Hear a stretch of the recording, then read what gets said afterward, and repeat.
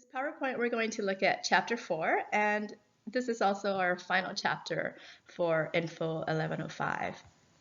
And in this chapter, we are going to look at rich media tools, mainly multimedia. So when we talk about multimedia, we're really talking about multiple forms of media like graphics, sounds, animations, and video that are used to entertain or inform your audience. So you can use any type of these media in PowerPoint by simply placing the multimedia object on a slide.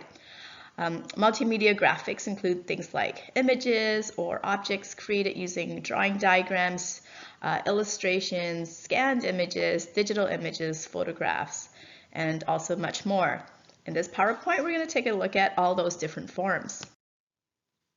So inserting a picture. Pictures are basically bitmap images that computers can read and interpret to create a realistic photo image. Okay, unlike vector graphics are created by mathematical statements, so it's expandable without losing its resolution. It's created with anchor points, and it's scalable, so you can scale it up and down, and it doesn't compromise the quality.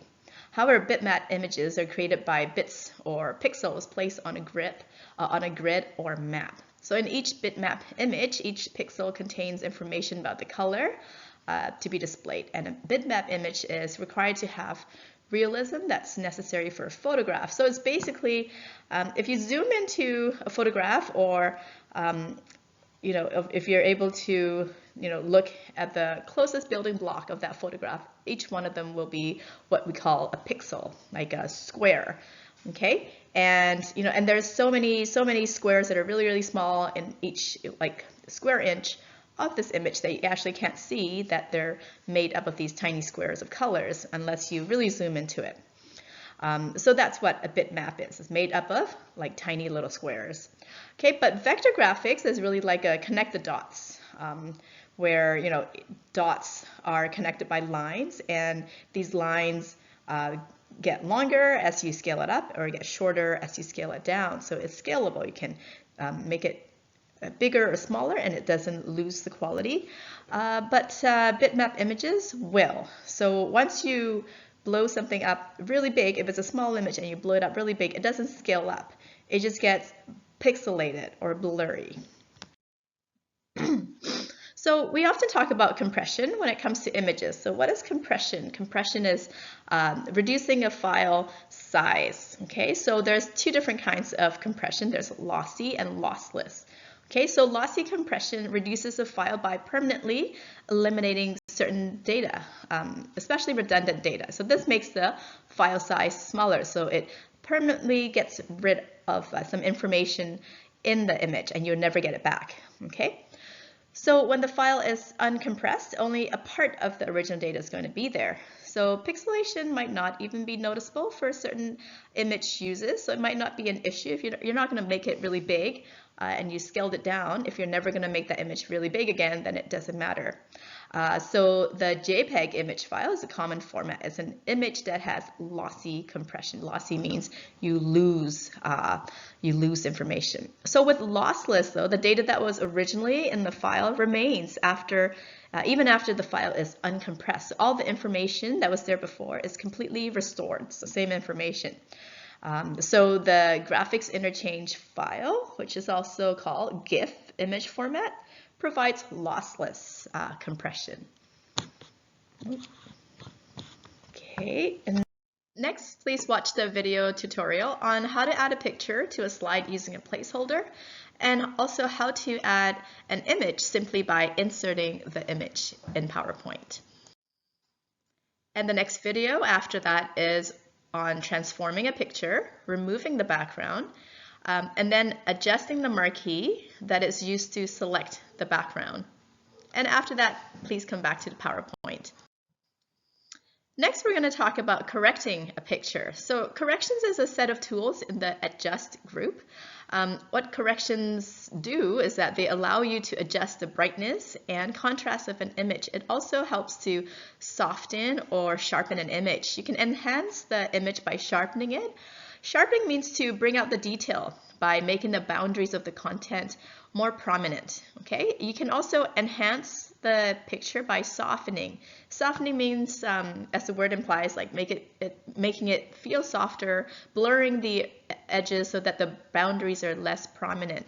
So sharpening a picture can make it clearer, but over sharpening can make the picture look grainy. So softening is a technique that is used for more of a romantic, fuzzy image or to make a skin appear softer. But too much blur can make the picture difficult to see. And in this video tutorial, we're going to look at how to soften or sharpen a picture. Next, let's talk about brightness, which has to do with the lightness or darkness, and also contrast. So sometimes printing a picture requires different brightness than that's needed when you're projecting an image. Or maybe you want a picture as a background and need to reduce the brightness so that the text will show more clearly on the background or against the background. So contrast refers to the difference between the darkest area, which is the black level, and the lightest area, which is the white level of an image. If your picture has too little contrast, it looks a bit washed out or muddy. If there's too much contrast though, the light portion of your image will appear to be like exploding off the page. The effect is too intense. So your setting may vary depending on whether you want to project the image or whether you want to print it. So projecting impacts an image because the amount of light in the room. So in a very light room, the image may seem to need greater contrast than in the dark room. So you need to adjust the contrast accordingly. Think about how you're going to be presenting it, what that lighting of the room is going to be like. Next, you're ready to watch the video tutorial on adjusting brightness and contrast, changing the picture colors, using artistic effects, and applying image style, and also compressing. Next, let's take a look at creating a background from a picture. So backgrounds can, pictures can make really appealing backgrounds if they're transparent enough and not too busy so that the text on top of them can be easily read. You don't want the background to distract from your presentation. You want your backgrounds to add to your presentation to enhance your work. Okay, so next video tutorial, please watch how to create background from pictures. I want to talk a little bit about using the internet as a resource in PowerPoint. You can use the internet as a resource for pictures, video, and audio. PowerPoint actually interacts with the internet in 3 important ways. Number 1, the most important way and most widely used way probably is going to be downloading images, video, and audio. So from some web pages to put in your PowerPoint presentation, right? So do note that some of these resources, you don't have permission to use them without talking to the creator or getting a license from them first. We'll take a look at that issue in the following slides. Okay, so the second way you can use the internet as a resource is to insert hyperlinks from a PowerPoint presentation. Then you can click those links during your presentation to display the associated web page in your browser. Okay, but you have to make sure that you have internet connection, of course. And the third way is you can actually convert your PowerPoint presentation into a web page. Okay, next, what I promised you is that we talked about the copyright protection, which has to do with permission to use images or other files that you find on the internet.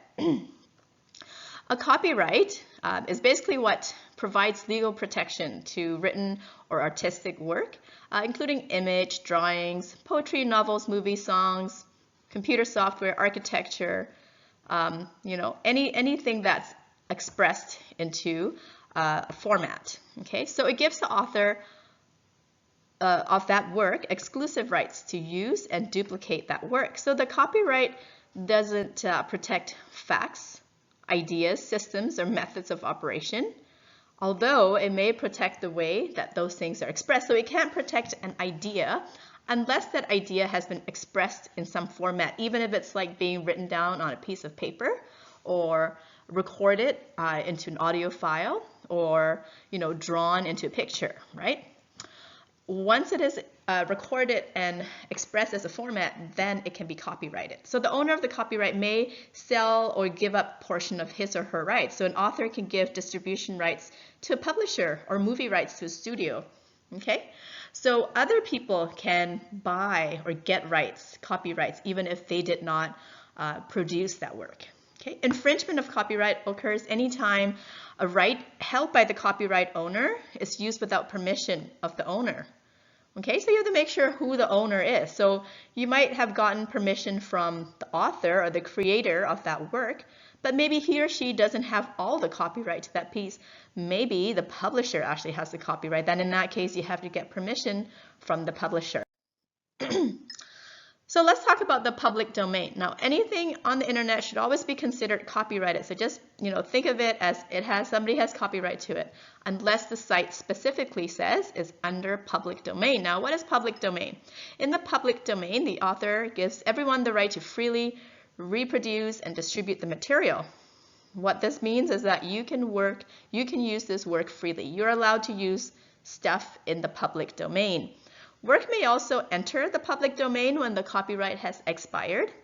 Facts are not covered by copyright, so you can use statistical data without fear of infringement. Okay, facts cannot be copyrighted.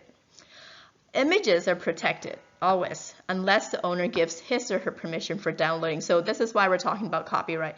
Basically, these two slides just give a background to why you cannot use images that you don't have permission to use. Now, you might ask yourself then, what can you then use from the web? What are you allowed to use? Well, this depends on many things, including the amount of information you reference, as well as the intended use of that information. So there's something called fair use, and it's considered fair use. It's not an infringement of copyright, not breaking any laws. It's considered fair use if you use a portion of work for educational or non-profit purposes, for a critical review or for a commentary. You can use quotes, facts, or information from the web in an educational setting. So I am allowed to use 10% total of material from a textbook that I personally purchased. I'm allowed to do that, okay, but not more than 10%, and I can only use it in educational setting. Okay, and remember that when you do use work, you must cite the original work in your footnotes or list it as a resource on a slide or page. All right, next let's talk about video. When you add video to your project, you can enhance or reinforce your story, and your audience can then retain more of what they see. They become more engaged, right? When you engage your viewer's emotions, he or she will better remember your message. So there's different file formats for videos. Different file formats use different types of codec software. Codec software use algorithms to compress or code videos and then compress or decode the videos for playback. Video playback places a lot of demand, like a big demand, on your computer system in terms of processing speed and memory. So using a codec really reduces these demands. So in order for your file to be viewed correctly, the video player must have the proper software installed and the correct version of the software. So please watch the video tutorial on how to insert a video. Next, let's look at formatting a video. So in the Format tab, you're going to find options for playing the video, for preview purposes, for adjusting the video, for applying style to the video, for arranging a video on the slide, and for cropping and sizing the video. So now please watch the video tutorial on formatting the video, on creating a poster frame from the video, and also the style effects. Next, let's talk about setting video playback options. So the Playback tab includes options that are used when you're viewing the video. So these tools can be used to bookmark, edit, and control the video. It can also eliminate the need to use any other outside video editing software for basic video editing functions. So for really simple things, you don't have to bring it into Adobe Premiere or some video editing software to edit it if it's simple enough editing. Okay, you can just do it right there and then. So now please watch the video tutorial on bookmarking videos and fading in and out. Next, let's talk about audio. Audio can draw on common elements of any language or culture. Things like laughter or crying to add excitement, to give a background, set the mood, or serve as a wake-up call to the audience, get their attention if you think they might be dozing off at that point in your slideshow. But if you use sound incorrectly, your audience might get confused or they're distracted by the sound instead. So make sure that anytime you add anything to your presentation, now not just audio, even images or video, make sure that when you're adding something, you are enhancing your message, not distracting from it, not to detract from it. So when it comes to adding audio, your computer needs a sound card and speakers to play audio. So in a classroom or a computer lab, you're going to need a headset or headphones or earbuds for playback so you don't disturb other students while you're experimenting with this, right? So you can locate and play sounds and music from the Insert Audio dialog box or from your hard drive, your flash drive, or any other storage device where you have audio files. You can also record your own sounds even, use your own music or narration to play from PowerPoint. So one of the things that you might find useful is hiding the sound icon during a presentation. When audio is added to the presentation, the sound icon always shows on the slide. So you might not want this icon to show during your presentation though. So you need to be able to hide it. So this video tutorial shows you how to hide the how to hide the audio icon, and it also shows you how to first insert audio into your PowerPoint. Next is recording and inserting audio. Sometimes you might find it helpful to add recorded audio to a slideshow. However, you could record your own music or narration, which what I'm doing right now, I'm adding my own narration to this PowerPoint. Okay, so this is more common. An example for a need of recorded narrations when you want to create like a self-running presentation, like a presentation display at a kiosk in the mall or online. Or in this case, when I want to, present this PowerPoint to you, but not live. And the reason is because I know some students can't make it to class because of different time zones. So when I record it like this, you still get the instructor present. I still get to explain the slides to you, and I almost get to do it live, but you don't have to be there at the same time that I am there. Okay, so rather than adding a narration prior to a presentation, you could also create a narration during the presentation though. So I could have presented it, and then as I'm presenting it live, I could be recording it and then have this recorded version on Web Campus for you to view. That's one of the examples. Another example is recording a discussion and decisions that are made during a meeting, right? And then this could be archived. It's like taking minutes for the meeting. Now, before creating the narration though, remember to do the following. Your computer is going to need a sound card, speakers, and a microphone.